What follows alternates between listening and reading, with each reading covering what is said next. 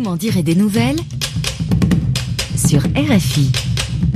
Reportage pour VMDN, signé Fabien Essiane. C'est devant les 54 délégués présents à Kigali au Rwanda que s'est achevée ce vendredi la conférence africaine sur l'économie. Au-delà des questions d'intégration qui ont été largement débattues, les experts du PNUD et de la BAD ont convenu sur le développement durable et inclusif.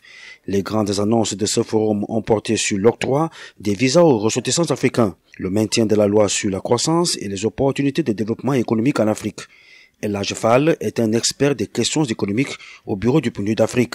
L'Afrique a des potentialités, nous le savons tous. Il y a les ressources naturelles, il y a une jeunesse qu'il faut quand même éduquer, ce qui n'est pas quelque chose de facile. Les pays africains ont besoin d'élargir leurs marchés intérieurs. Et pour cela, il faut lever les barrières et permettre le mouvement des capitaux, des biens et des services.